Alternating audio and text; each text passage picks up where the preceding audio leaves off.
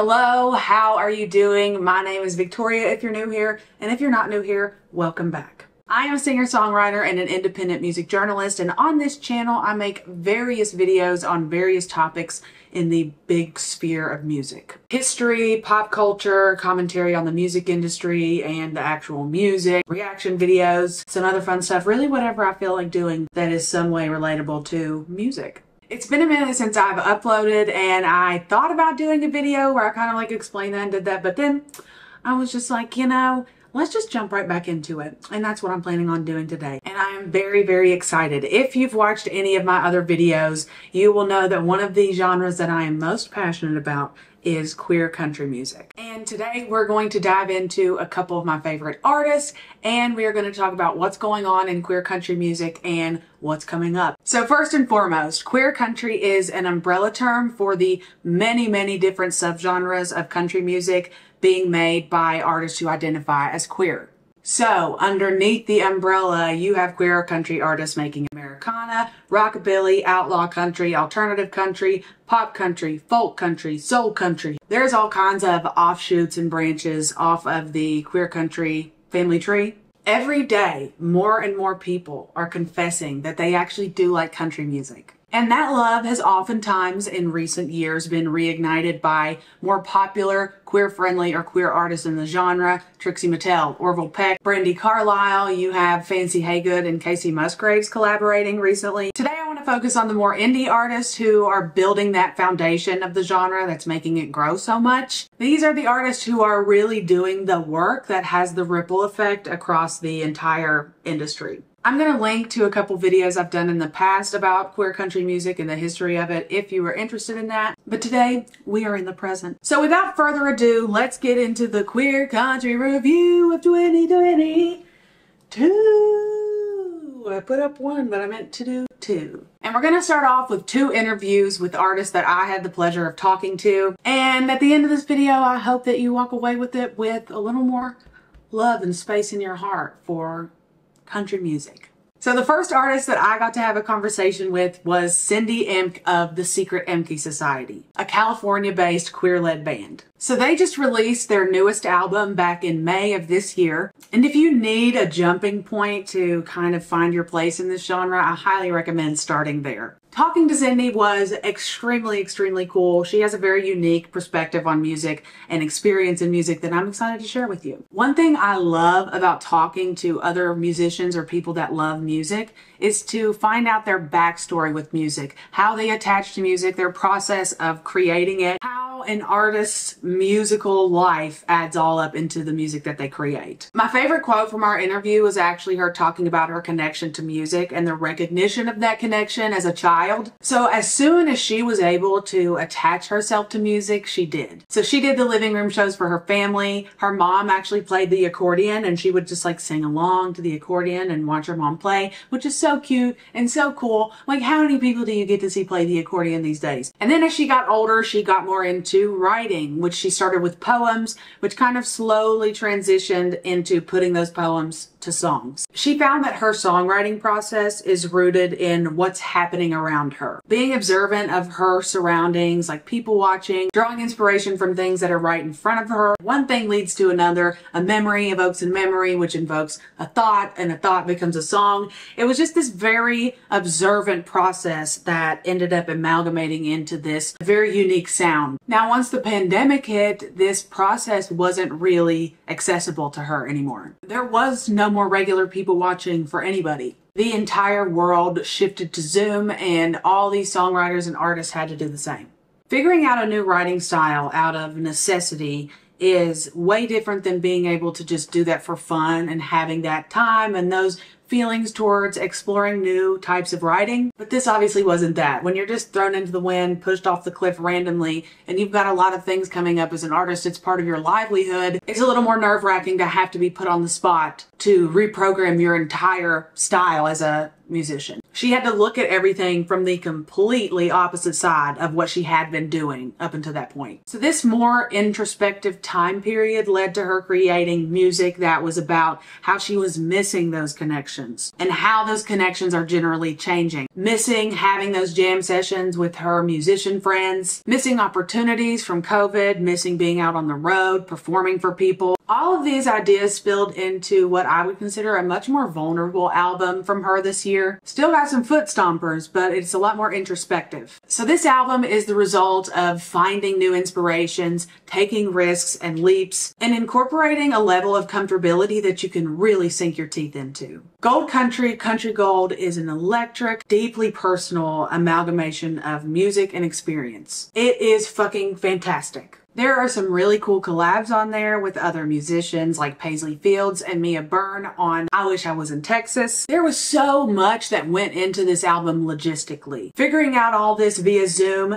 writing, editing, recording, producing, and every single little bit and piece and bite of this really added into this futuristically nostalgic country universe within itself. Once again, just widening the scope on what country music can be. My top tracks from this album are I Wish I Was in Texas with You and Something About the Moon. Really great lyricism. I'm a sucker for lyrics. I love some lyrics with some substance, which every single song by Emchy has plenty of substance. And especially this album is just really good. You can find it on Bandcamp, which I will link below. You can get the album and you can get a vinyl of the album, which is fucking sick. On there you can also find merch, more about Emchy and the Secret Emchy Society, and what happenings are happening with them over on their website. All of that will be in the description. You can find some of their music on Spotify, not this album, but it's always better to go directly to a place like Bandcamp when someone does have their album on Bandcamp, because that money directly goes to them. But whatever you do, wherever you do it, just make sure some of this music is on your playlist. The second artist that I had the pleasure of interviewing was Brian Falduto. Newer in the country scene as an artist, but has many years under his belt as a queer internet icon. You might recognize his face or facets of his voice from the 2003 film School of Rock with Jack Black. You're tacky and I hate you. Okay, you see me after class. This, to me and many others, was one of my favorite characters in the movie, but from Brian's perspective, it played a much more complicated role in his life. His role as the token gay kid was pushed on him before he really even had the chance to understand sexuality. He was so young, and when you are that young in middle school, especially in the early 2000s, and you don't understand the nuance and the impact that sexuality has on somebody, oftentimes gay was associated with bad. Brian was bullied for that, and of course, as many queer kids do, he internalized that onto himself. He spent many of the next few years dealing with those emotions and the impact that those experiences had on his life, learning how to come to an understanding with himself and his personal identity. This was a big part of his journey that eventually led him into making his mark on the country music scene, first releasing Same Old Country Love Song, But It's Gay, back in August of this year. It got some traffic on TikTok, and on the heels of his first release, he recently just released another single, and it's called Hottest Guy Here. Now you can really hear the influence of early 2000s on his music. The foundation of his love for country music is actually rooted in artists like Faith Hill, who was one of the leaders of the women's country renaissance of the 90s and 2000s. Her 1999 self-titled album Faith was part of the soundtrack to Brian's childhood. His music comes from a genuine place of self-acceptance,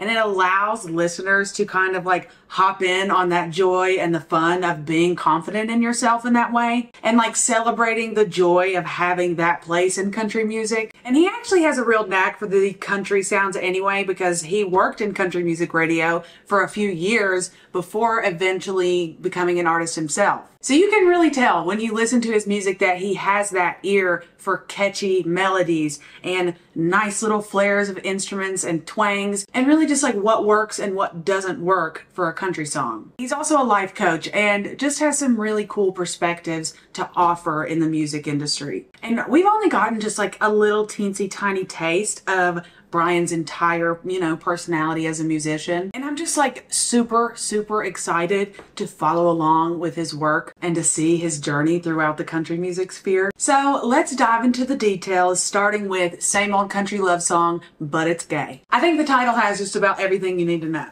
It's lighthearted, it's super funny, super sweet. This song amplifies the inclusion of queerness in country music. The tone of Brian's voice sounds stunning over the instrumentation. You have those classic country sounds with the slides and the strings, catchy verses, and a catchy chorus, which is a specific trademark of a country song.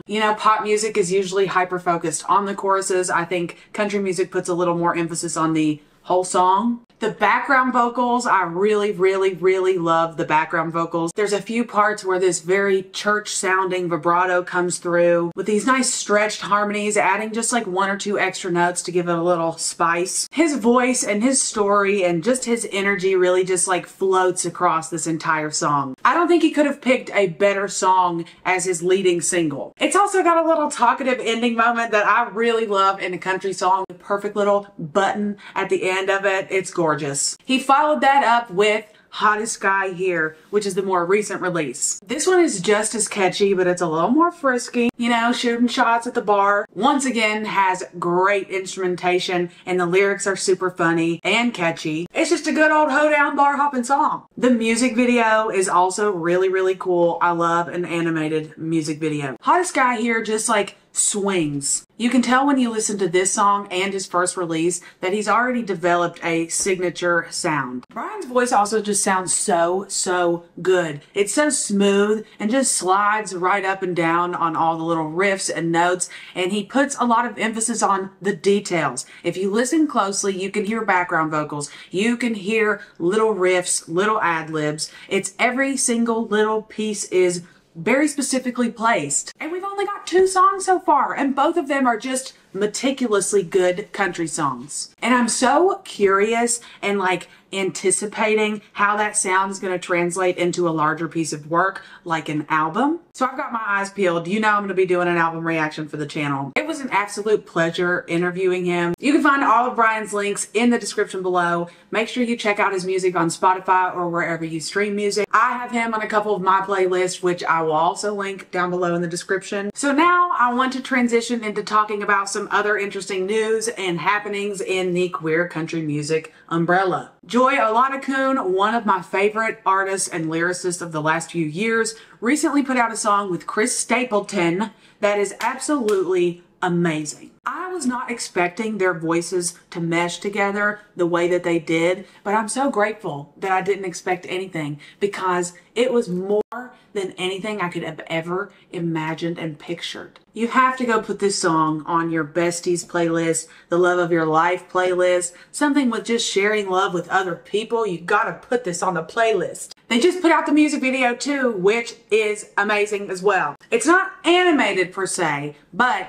it is using puppets. They did a puppet music video and it's perfect. It's super sweet, super cute, and obviously I love the song. I think you would love the song as well. So that should be on your list. Up next, Adeem the Artist will be releasing a new record in December called White Trash Revelry. And they just put out the first single, Middle of a Heart. It's got a beautiful acoustic strum picking melody that really just brings you in. And then those lyrics just flow and spill right into it. I love a wordy ass song, okay? I love a song that requires you to listen in order to understand it. A song that you want to learn the lyrics to because you know it'll feel good to sing it. Definitely someone to keep up with and pay attention to. Their album comes out on December 2nd. All their socials and everything will be linked in the description below. Another pair I've been keeping my eyes on this year is the Kentucky Gentlemen. They're brothers, they're fabulous, their music is amazing. And they've been releasing great music all year, 3 singles specifically that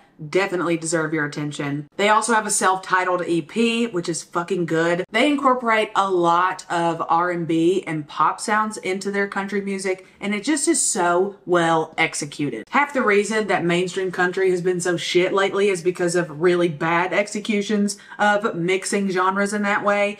This should be the blueprint on how you do that. The vocals are beautiful. They just glide on top of the music. Their voices just complement each other so well, and I'm just keeping my eye on them. Y'all should keep your eye on them as well. I'm really, really excited to keep up with what they're gonna do. Brandi Carlile released the deluxe version of her album from last year, In These Silent Days. Fabulous album. One song in particular, You and Me on the Rock. Her and her wife just released a video of the live performance of that literally made me cry. I love them so much. It was beautiful. The whole vibe, the aesthetic of it, the sound of it. Their voices also just like are perfect together. It sounds like the greatest love of your life. Just like one of my favorite live performances I think ever. It was just great. Brandi's voice has that little bit of air that runs through and creates this really interesting texture on her songs that's just perfect for her writing style, you know? You gotta check that out. Speaking of Brandi Carlile, she actually just won an award at the Americana Awards for Song of the Year with Right on Time. And Allison Russell also won an award